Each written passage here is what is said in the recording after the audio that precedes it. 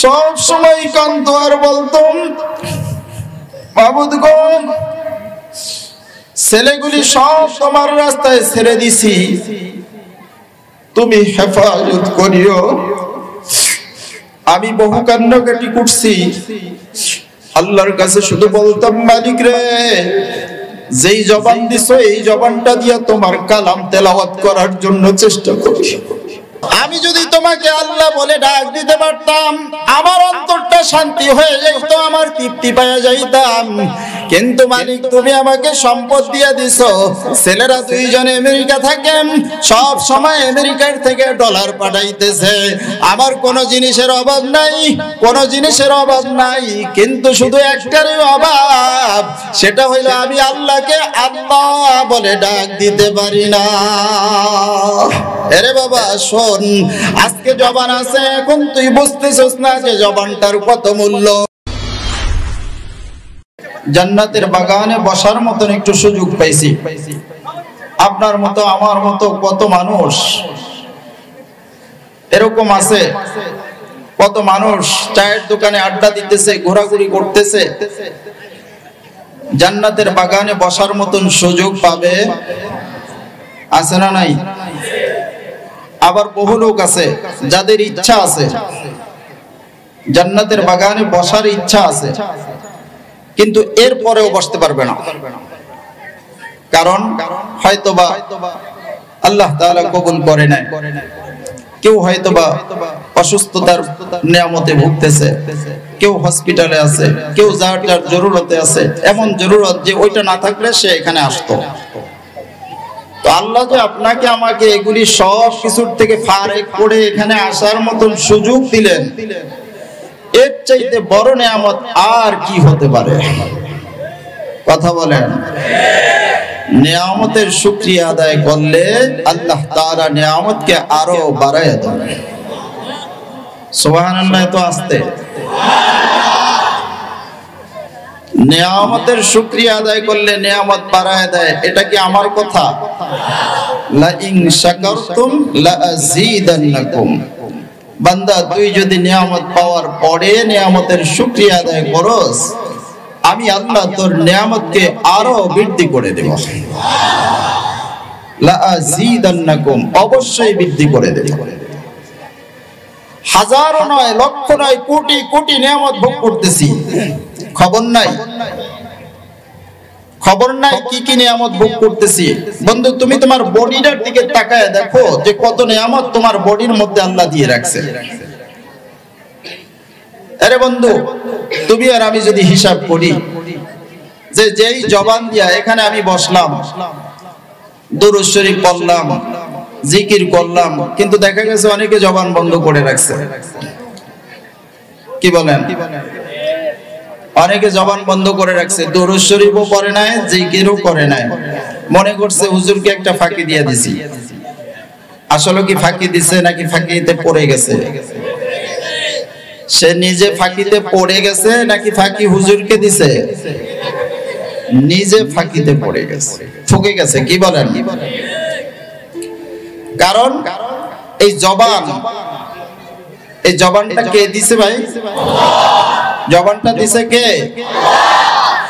যেই আল্লাহ জবানটা দিছে, ওই আল্লাহর নামটা একটু জোরে উচ্চারণ করা যাবে না ইনশাআল্লাহ?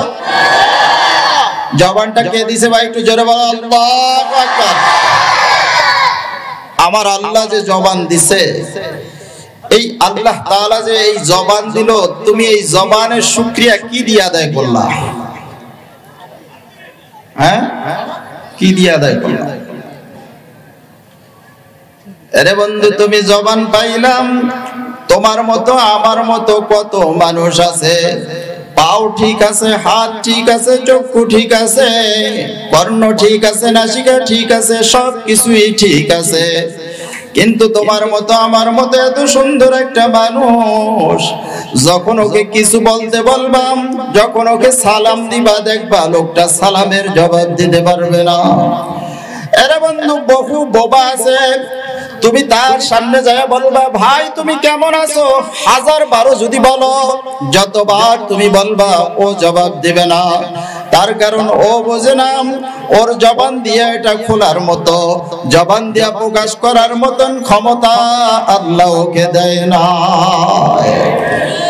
আরে মুসলমান, আজকে তুমি জবান পায়াম, এত সুন্দর জবান পাওয়ার পরেও তুমি নিয়ামতের শুকরিয়া আদায় করতে চাও না।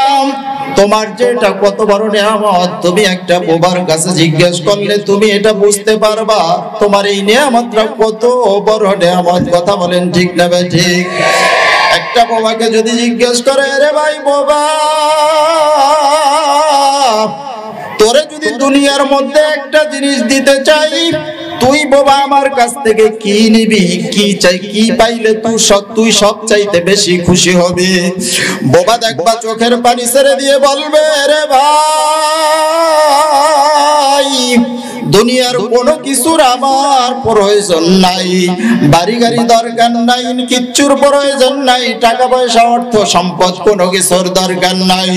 তোমার যদি সাধ্য থাকে, তোমার যদি ক্ষমতা থাকে, তোমার যদি শক্তি থাকে, তুমি একটু আমার জবানটা খুলে দাও, আমি যেন এই জবান দিয়া আমার মাওলার নামটা উচ্চারণ করতে পারি। বন্ধু, তোমার আমার বুঝে আসে না জবানটা কত দামি, কত বড় নিয়ামত। আজকে জবান সুস্থ আছে দেখা তুমি বোঝো না, যখন তোমার জবান বন্ধ হয়ে যাবে ওই সময় বুঝলেও কোনো কাজে আসবে না। এরে বন্ধু, ডাক্তার সিরাজুল ইসলাম সিরাজি সাহেবের একটা ঘটনা শুনছিলাম। হুজুর খুলনাতে বয়ারে গেছেন, যাওয়ার পরে দেখতেছে একটা লোক হুজুরের কাছে আসছে, আর একটা লোক পাশের থেকে বলতেছে, হুজুর ওই যে লোকটা আসতেছে, ওই লোকটা দীর্ঘদিন একদম জন্মের সূত্র থেকেই বোবা ছিল। হুজুর এখন লোকটা পরিপূর্ণ সুস্থ, একদম পরিপূর্ণ সুস্থ, সুন্দর মতো কথা বলার সুযোগ পেয়ে গেছে। সিরাজি হুজুর আশ্চর্য হয়ে গেছে। সিরাজি হুজুর চেনেন না? আশ্চর্য হয়ে গেছেন হুজুরের নগদ ঘটনা। আশ্চর্য যে ঘটনাটা কি, বোবা আবার কিভাবে ভালো হয়? ওই বোবা সামনে আইসা বলতেছে, কাঁদতে আর বলতেছে, হুজুর আমি দীর্ঘদিন আমার গোটা জীবনটাই আমি বোবা ছিলাম, এখন হুজুর আমার জবান খুলে গেছে, আমি এখন সব কথা বলতে পারি। হুজুর বলে, বাবা আপনার বৃত্তান্তটা একটু শোনান, আপনি কিভাবে জবান খুললেন, কিভাবে খুললেন? তখন কান্দে আর বলতেছেন, সিরাজি হুজুরের কাছে হাজির হয়ে গেছে। আসার পরে বলতেছে, হুজুর আমি দীর্ঘদিন পর্যন্ত বোবা ছিলাম, জন্মসূত্রেই বোবা, কিন্তু এখন আমি ঠিক মতো কথা বলতে পারি, একদম স্পষ্ট কথা বলতে পারি। তখন হুজুর বলতেছে, বাবা আপনার বৃত্তান্ত একটু শোনান, আপনি কিভাবে করলেন, কিভাবে আপনার এটা সম্ভব হলো? তখন বলতেছে, হুজুর শোনেন কিভাবে হলো। আমি ছিলাম বোবা, আমার ঘরে কোনো জিনিসের অভাব নাই, কোনো জিনিসের অভাব নাই। ছেলেরা দুজনেই আমেরিকা থাকে, অনেক টাকা পয়সা অর্থ সম্পদের মালিক। হুজুর আমার ছেলেরা যখন যেটা প্রয়োজন সব দিতেছেন, কিন্তু আমি শুধু মালিকের কাছে কাঁদতাম, এরে মালিক তোর কাছে আমি টাকা চাই নাই, আমি আমেরিকান ডলার চাই নাই রে মালিক, আমি তোর কাছে বোবা, আমি তোর কাছে চাইতেছি, তুমি যদি মাওলা আমাকে একটু জবানটা খুলে দিতা, আমি তোমাকে আল্লাহ বলে একটু একবার হলেও ডাক দিতাম। আমি যদি তোমাকে আল্লাহ বলে ডাক দিতে পারতাম, আমার অন্তরটা শান্তি হয়ে যেত, আমার তৃপ্তি পেয়ে যাইতাম। কিন্তু মালিক তুমি আমাকে সম্পদ দিয়ে দিছো, ছেলেরা দুইজনে আমেরিকা থাকেন, সব সময় আমেরিকার থেকে ডলার পাঠাইতেছে, আমার কোনো জিনিসের অভাব নাই, কোনো জিনিসের অভাব নাই, কিন্তু শুধু একটারই অভাব, সেটা হইলো আমি আল্লাহকে আল্লাহ বলে ডাক দিতে পারি না। এরে বাবা শোন, আজকে জবান আছে, এখন তুই বুঝতেছিস না যে জবানটার কত মূল্য। ওই বাবা ওই দিন বুঝতে পারছিল। হুজুর বলতেছে, বাবা আপনার একটু বৃত্তান্ত বলেন, আপনি কিভাবে পরবর্তীতে জবানটা ফিরে পাইলেন? তখন ওই লোকটা কান্দে, বাবা বৃদ্ধ বাবাজি কান্দে, আর কান্নার জন্য বলতে পারে না। বলতেছে, হুজুর শোনেন, আমি এমন বোবা ছিলাম, কিচ্ছু বলতে পারতাম না, এমনকি কোনো কিছু কানে শুনতাম না, কিছু বুঝাইতেও পারতাম না। একদিন দেখি আমার ছেলে আমেরিকার থেকে ফোন নিয়ে ইমাম সাহেবকে বলতেছে, হুজুর আমার আব্বা বোবা মানুষ, জীবনে কোনো আমল করছে কিনা জানি না, নামাজ যেভাবে ইচ্ছা সেভাবে পড়েন, কোন দোয়া কালাম কিছুই জানা নাই, সূরা কেরাত জানা নাই, এরপরেও যেভাবে পারে সেভাবেই পড়ে। হুজুর আপনার কাছে একটা অনুরোধ, আমার বাবাকে এই শেষবারের জন্য একটু সুযোগ হলে একবার আমার বাবাকে মক্কা মদিনা জিয়ারত করে নিয়ে আসেন, একটু কাবা ঘরটা দেখায় আনেন, একটু হজে নিয়ে যান। হুজুর আপনার কাছে আমার এটা একটু অনুরোধ।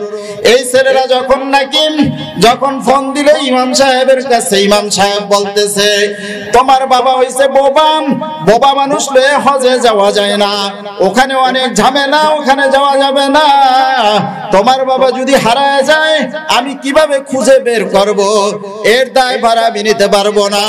ছেলে চোখের পানি ফেলায় কান্দে আর বলতেছে, হুজুর শেষবারের জন্য আপনার কাছে একটু অনুরোধ, হুজুর আমার বাবাকে একটু হজে নিয়ে যান, যে কোনো ভাবে নিয়ে যান, যত টাকা লাগে সব আপনাকে দেব, আপনি যা চান তাই দেব।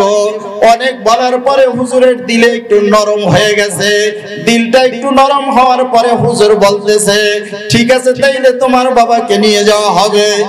এরপরে নিয়ে যাওয়ার জন্য সিদ্ধান্ত হইল।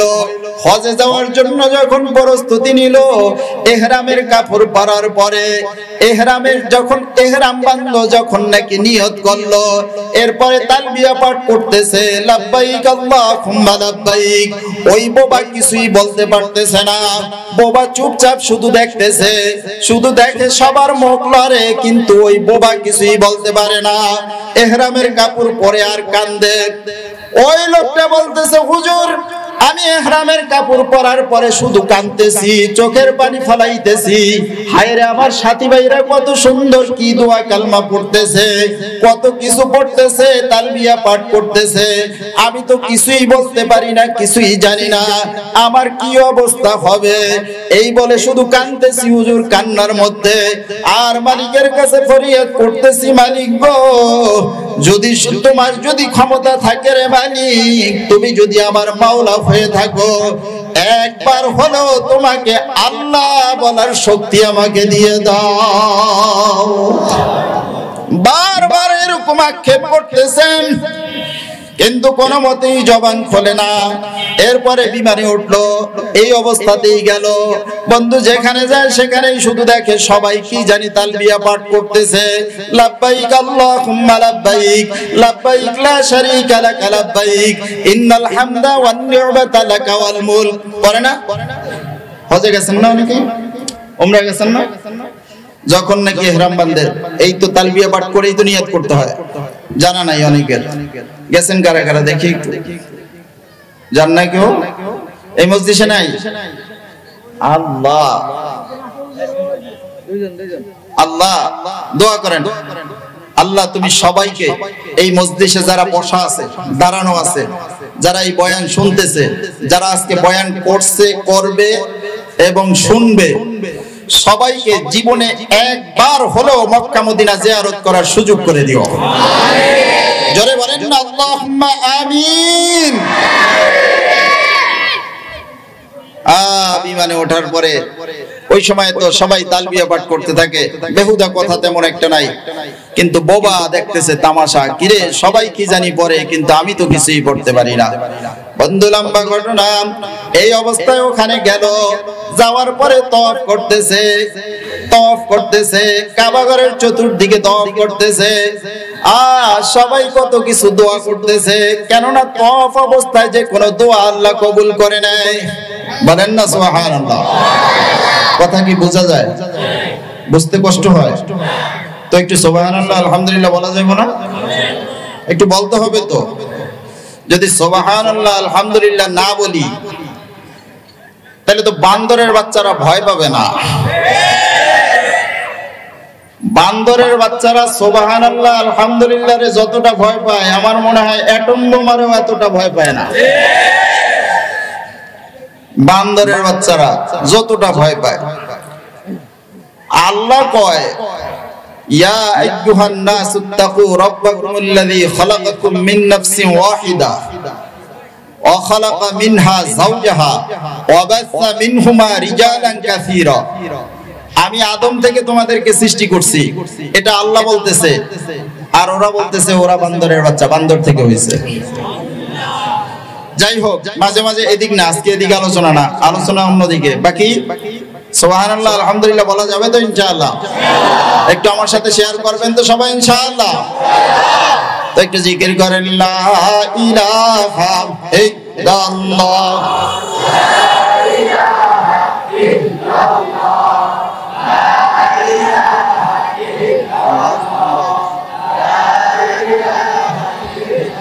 জোরে লা ইলাহা ইল্লাল্লাহ লা ইলাহা ইল্লাল্লাহ লা ইলাহা ইল্লাল্লাহ ইল্লাল্লাহ লা ইলাহা ইল্লাল্লাহ লা ইলাহা ইল্লাল্লাহ লা ইলাহা ইল্লাল্লাহ লা ইলাহা ইল্লাল্লাহ লা ইলাহা ইল্লাল্লাহ লা ইলাহা ইল্লাল্লাহ লা ইলাহা ইল্লাল্লাহ লা ইলাহা ইল্লাল্লাহ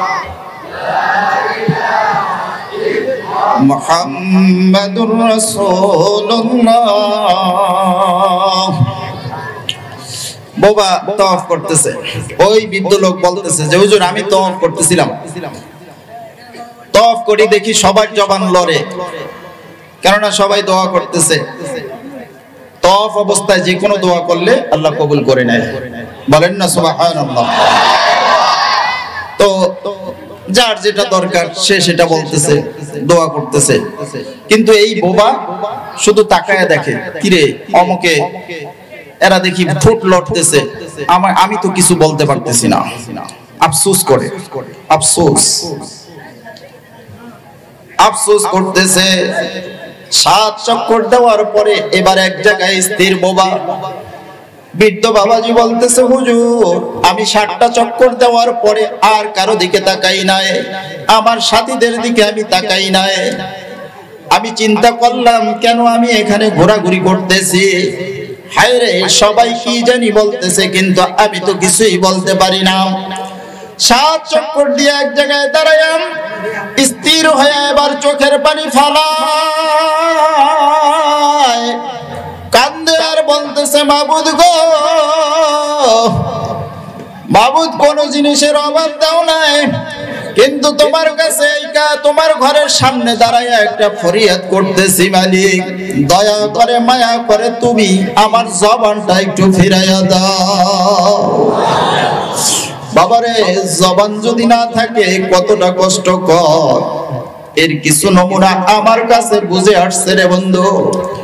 এলাকার যে সমস্ত ভাইরা আছো তোমরা অনেকেই জানো, 2 বছর 2.5 বছর পর্যন্ত ভুগতেছিলাম, কোনো প্রোগ্রাম করতে পারি নাই, এমনকি মসজিদে কিছুদিন জুমাও পড়াইতে পারি নাই, নামাজও পড়াইতে পারি নাই।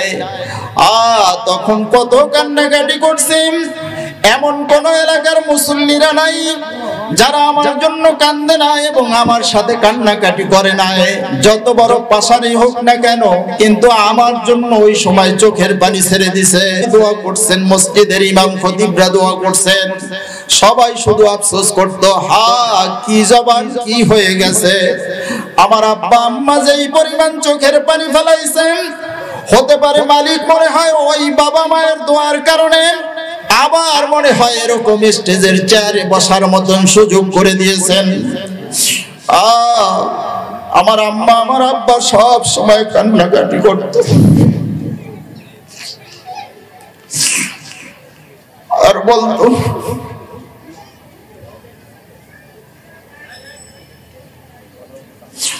সব সময় কান্ত, আর বলতাম মাবুদ গো ছেলেগুলি সব তোমার রাস্তায় ছেড়ে দিছি, তুমি হেফাজত করিও। আমি বহু কান্নাকাটি করছি, আল্লাহর কাছে শুধু বলতাম মালিক রে যেই জবান দিছো এই জবানটা দিয়া তোমার কালাম তেলাওয়াত করার জন্য চেষ্টা করি। মালিক রে, জবান দিয়ে কোনোদিন হুঁশ থাকা সত্ত্বে মিথ্যা কথা বলি নাই, হুঁশ থাকা সত্ত্বে কোনোদিন আজে বাজে কথা, বেহুদা কথা বলার চেষ্টা করি নাই। শুধু তোমার কালামটা তেলাওয়াত করি, নামাজ পড়াই, তোমার ঘরের খেদমত করি, আল্লাহ কোরআন হাদিসের বয়ান করার চেষ্টা করি। আল্লাহ তুমি আমার থেকে জবানটা উঠায় আনিও না। মালিক যদি মনে চায় সম্পদ কোনোদিন না দিও, কোনো আপত্তি নাই, কিন্তু জবানটা তুমি আমার ফিরাইয়া দাও। কত দোয়া করছি। আরে বন্ধু আমার বুঝে আসছে, আমি সিরাজি হুজুরের ওই ঘটনা শোনার পরে আমি বুঝতে পারছি ওই লোকটা কতটা কষ্টে ছিল, সে কত বেদনাদায়ক হইয়া এরপরে মালিকের কাছে বলতেছে, মালিক গো তুমি আমার জবানটা ফিরাইয়া দাও। এই কথা বলিয়া দৌড়াইয়া যায় কাবা ঘরটা জড়াইয়া ধরছেন আর চিৎকার দিয়ে উঠছে, আল্লাহু আকবার। এই কথা বলার সাথে সাথে বন্ধু ওই লোকটার জবান আল্লাহ খুলে দিছে, জবান দিয়া বের হয়ে গেছে আল্লাহু আকবার। এবার কাবাঘর ধরে ইচ্ছা মতে কাঁদতেছে, আর সাথীরা কেউ খুঁজে পায় না, সাথীদের কেউ খুঁজে পায় না। ইমাম সাহেব পেরেশানিতে পড়ে গেছে, হায় রে কি হইলো, কোথায় গেল? বোবা মানুষ কিছু বলতেও পারবে না, কোথাও খুঁজেও পাবে না, কিভাবে পাওয়া যাবে? এ বন্ধু তখন ওই ইমাম সাহেব সাথীদেরকে এক জায়গায় দাঁড়া করাইয়া টোকাইতেছে, খুঁজতেছে, মাতাবের মধ্যে খুঁজতে খুঁজতে এক জায়গার মধ্যে যায় দেখে আল্লাহর ঘরটা জড়াইয়া ধইরা পাগলা ইচ্ছা মতে কান্নাকাটি করতেছে। বন্ধু ওই জবান খুলে গেছে। তখন ওই ব্যক্তি হুজুরের সামনে শুধু কাঁদে, কান্নার জন্য কথা বলতে পারে না। হুজুর বলতেছে, ভাই বাবাজি আপনি এখন কাঁদেন কেন? আপনার তো জবান ফিরে আসছে। তখন বলতেছে, হুজুর যেই চোখের পানির কারণে আমার মাওলা আমার জবান ফিরাইয়া দিছে, ওই চোখের পানি আমি কোনোদিন বন্ধ করতে পারবো না। আমি যতদিন বাঁচবো ততদিন আমার চোখের পানি পড়বো, আমি যতদিন বাঁচবো ততদিন আমার চোখের পানি পড়তেই থাকবে, কেননা এই চোখের পানির বিনিময়ে আল্লাহ ফিরাইয়া দিছে। এরে বন্ধু যে যেখানে আছো, যে যেই সমস্যায় আছো, আমার মাওলার কাছে একটু চোখের পানি ফালায়া বল, মালিকের কাছে একটু চোখের পানি ছেড়ে দিয়ে কান্নাকাটি কর, দেখবি আমার মাওলা সব জরুরত পূরণ করে দিবে। বাবারে আল্লাহ দুনিয়াতেও দিতে পারে, আখিরাতেও দিতে পারে। কথা বলেন ঠিক না বে ঠিক? দিতে পারে। আল্লাহর কি সেই শক্তি আছে? হ্যাঁ, হাজারো ঘটনা এরকম আছে রে বন্ধু। আল্লাহ তাআলার কুদরতে সব কিছুই সম্ভব। এরপরেও এত সুন্দর জবান তুমি আর আমি। বন্ধু ওই বেটা চোখের পানি ফালাইয়া তারপরে চোখে জবান ফিরে পাইছে, তুমি আর আমি চোখের পানি না ফালাইয়াও তোমাকে আমাকে মাওলা কুদরতি ভাবে জবান দিয়ে রাখছে। এর শুকরিয়া তুমি কি দিয়ে আদায় করবা? এর শুকরিয়া তুমি কিভাবে আদায় করবা? এখন জবানে একটু আলহামদুলিল্লাহ বলবা, একটু লা ইলাহা ইল্লাল্লাহ বলবা, সেটাও তোমার জবান থেকে বের হয় না। বুঝতে হবে বন্ধু, মনে হয় কপাল পুড়ে গেছে। শোন বন্ধু, এই হাজার নয়, লক্ষ নয়, কোটি কোটি নিয়ামত ভোগ করার পরে এরপরে যদি নাকি তুমি আর আমি নাফরমানি করি, আমার মালিকের কথা মোতাবেক যদি না চলি, আমার মাওলার হুকুম মোতাবেক রাসূলের সুন্নাত তরিকায় যদি না চলি, বন্ধু মনে রাখতে হবে ঠিকানা হয়ে যাবে জাহান্নাম। কোথায়? আরে বন্ধু সর, আজকে চোখের পানি ফেলাবি না। আজকে চোখের পানি পড়তেছে না, এখন চোখের পানি ফেলাইতে চাস না। এমন একদিন আসবে চোখের পানি ফালাইতে ফালাইতে এরপরে পানি শেষ হয়ে যাবে, রক্ত বের হবে, রক্ত শেষ হয়ে যাবে, পুজ বের হবে, এরপরে কিছুই বের হবে না। এমন একটা সময় আসবে রে বন্ধু, তখন যতই চোখের পানি ফালাও কোনো কাজে আসবে না। এজন্য বলছি রে বন্ধু, সময় থাকতে একটু চোখের পানি ফালাও। এরে বন্ধু শোন, যখন যদি নাকি মাওলায় তোমাকে আমাকে মাফ করিয়া দেয়, তাই তো বেঁচে গেলাম, তুমি আর আমি জান্নাতবাসী হয়ে গেলাম। যদি মাওলা মাফ নাই করে বন্ধু, তুমি আর আমি যদি জাহান্নামের আসামি হয়ে যাই রে বন্ধু, এরে বন্ধু শাস্তি আর শাস্তি, যেখানে আরাম বলতে কিছু নাই, শুধু ব্যারাম আর ব্যারাম, শুধু কষ্ট আর কষ্ট, যেখানে আরামের কোনো কথা নাই। বন্ধু শোন, দুনিয়ার আরাম, দুনিয়ার ব্যারামের মধ্যেও কিছু আরাম আছে, কিছু আরামের মধ্যেও কিছু ব্যারাম আছে। যেমন নাকি একটা লোক যদি নাকি মাথা ব্যথা করে বন্ধু, আর একজনে যদি মাথাটা একটু টিপে দেয়, মাথাটা যদি একটু ম্যাসেজ করে দেয়, তখন দেখবা তোমার কাছে একটু আরাম লাগে। কথা বলো ঠিক না ঠিক? বুঝা যায় দুনিয়ার ব্যারামের মধ্যে আরাম আছে। একটু পেটে ব্যথা হইলে আরেকজনে যদি পেটটা একটু ডলে দেয়, তখন একটু আরাম লাগে, একটু ভালো লাগে। কথা বলো ঠিক না ঠিক? মাথা ব্যথা হইলে আরেকজনে যদি মেসেজ করে দেয়, একটু আরাম লাগে, একটু ভালো লাগে। কিন্তু বন্ধু শোন, জাহান্নামের যেই ব্যারাম, এই ব্যারামের মধ্যে আরামের কোনো কথা নাই, আরাম বলতে কিছু নাই, শুধু ব্যারাম আর ব্যারাম। মনে চাইবে এত কষ্টের মধ্যে থাকার পরে এরপরে মনে চাইবে কিছু যদি খাইতে পারতাম, মনে হয় যেন একটু ভালো লাগতো। মালিকের কাছে খাবার চাইবে, আমার মালিক এমন খাবার দিবেন, লাকিলুনা মিন শাজারিন মিন যাক্কুম, বাবারে ওখানে খাবার হবে যাক্কুম গাছ। যাক্কুম গাছ অনেকে চিনি না, আমরা অনেকে চিনি না, অনেকে দেখিও নাই। বাবারে এটা সেই গাছের মতো কাঁটাযুক্ত একটা গাছ, এটা দিবে খাবার, ওই খাবার হবে ওখানে। খাবার খাওয়ার পরে মনে করবে যে একটু মনে হয় আরাম লাগবে, কিন্তু না না, খাবার দেওয়ার পরে আরো কষ্ট বেড়ে যাবে। মনে করবে খাবার পাওয়ার পরে যদি নাকি একটু পানি পাইতাম, একটু পানি পান করলে মনে হয় যেন আরাম লাগতো। তখন এই পানি পান করতে চাইবে। বন্ধু ওখানে কোনো পানি নাই, কোনো পানির ব্যবস্থা নাই। এরপরে তোমাকে পানি দেওয়া হবে, ইল্লা হামিমান ওয়া গাসসাকা, আরে এমন পানি দেওয়া হবে যেটা হবে গরম, এবং পুজের মতো পানি দেওয়া হবে। খাওয়ার সঙ্গে সঙ্গে আরো অস্থিরতা বেড়ে যাবে। বন্ধু সহ্য করার মতো ক্ষমতা কারো নাই, কারো এইসব সহ্য করার মতো ক্ষমতা নাই রে বন্ধু। যত বড় পালোয়ানি হও না কেন, আমার মালিকের জাহান্নামের আগুন সহ্য করার মতো ক্ষমতা, এক সেকেন্ডের জন্য সহ্য করার মতো ক্ষমতা কোনো পালোয়ানের নাই। কথা বলো। এজন্য বলছি রে বন্ধু, কান্দা যতটুকু দরকার দুনিয়ার মধ্যেই কেঁদে যাও। দুনিয়ার মধ্যে যদি কাঁদতে পারো, পরকালে আর কান্না করা লাগবে না। ওই সময় কাঁদতে কাঁদতে অস্থির হয়ে গেলেও কোনো কাজে আসবে না রে বন্ধু। কাঁদতে কাঁদতে অস্থির হয়ে যাবে, এরপরে অস্থির হওয়ার পরে এক সময় আমার মাওলার কাছে ফরিয়াদ করবে, মালিকের কাছে একটা আবেদন করবে। চারজনের কাছে চারটা আবেদন করবেন। জাহান্নামীরা চারজনের কাছে চারটা আবেদন করবে। প্রথম আবেদন থাকবে আমার মাওলার কাছে। কার কাছে?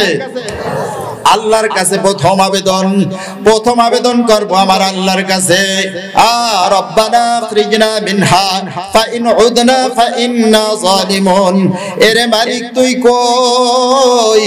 রব্বানা আখরিজনা মিনহা ফাইন উদনা ফাইন্না যালিমুন। এর মালিক তুমি আমাদেরকে একবারের জন্য আবার একটু সুযোগ দাও, জাহান্নাম থেকে একটু বের করে দাও। আমরা একটু জাহান্নাম থেকে বের হইয়া পুনরায় আবার তোমার কাছে ফিরে আসব। একদম আল্লাহওয়ালা হইয়া দিনদার পরেজগার মুত্তাকিন হইয়া তোমার কাছে আসব। রব্বানা আখরিজনা মিনহা ফাইন উদনা ফাইন্না যালিমুন। আল্লাহ তখন শোনার সাথে সাথে বলবে রব্বানা আখরিজনা মিনহা ফাইন উদনা ফাইন্না যালিমুন ক্বালা ফসাউ ফিহা ওয়া লা তুকাল্লিমুন। নাফরমান চুপ করে থাক, একবারের জন্য আমার কাছে কথা বলবি না। তোদেরকে অনেক সুযোগ দিছিলাম, দুনিয়ার মধ্যে অনেক সুযোগ দিছি। আমার লক্ষ লক্ষ নিয়ামত ভোগ করার পরে এরপরে আমার নাফরমানি করছস। আজকে এইখানেই থাকবি, কোনো কথা বলবি না, তোদের সাথে আমার কোনো কথা নাই। কে বলবে? আল্লাহ। মালিক যদি এই কথা বলে উপায় আসেনি? উপায় আছে?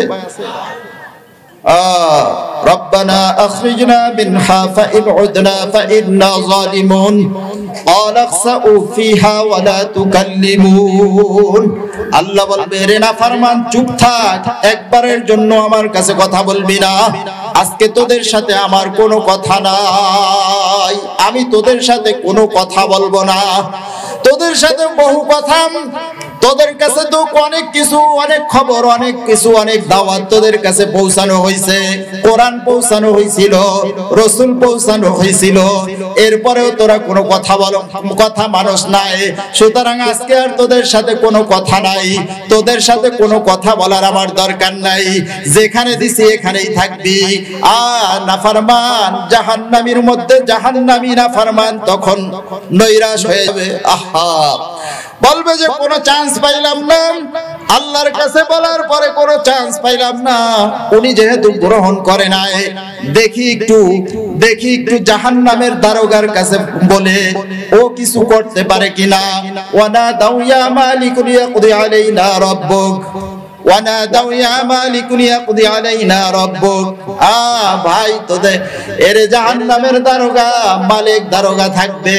মালিককে বলবে রে মালিক দারোগা একটু সুযোগ করে দাও, একটা ফয়সালা করে দাও, আমাদের জন্য একটা ফয়সালা করে দাও। আল্লাহর কাছে একটু ফরিয়াদ করো, তিনি যেন আমাদেরকে একটা ফয়সালা করে দেয়, অর্থাৎ আমাদের যেন মৃত্যু দিয়া দেয়। আমরা আর এই শাস্তি ভোগ করতে চাই না। এমন এক মুহূর্ত লা ইয়ামুতু ফিহা ওয়া লা ইয়াহইয়া, মরবেও না বাঁচবেও না, অশান্তি আর অশান্তি, কষ্ট আর কষ্ট।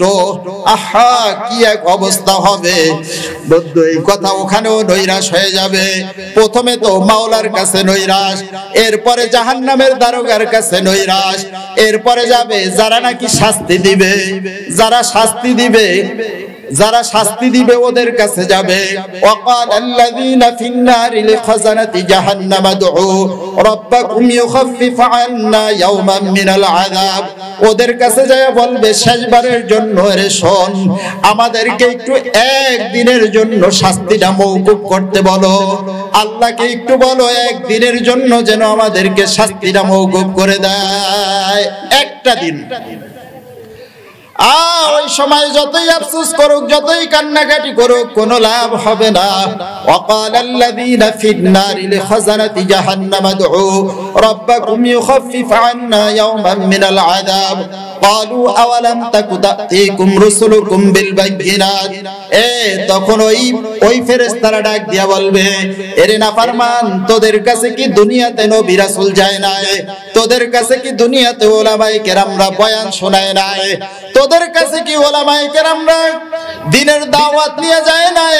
কোরআন সুন্নাহর দাওয়াত নিয়ে তোদের কাছে কি যায় নাই? ক্বালু আওয়ালাম তাকু তা'তিকুম রুসুলুকুম বিল বায়িনাত।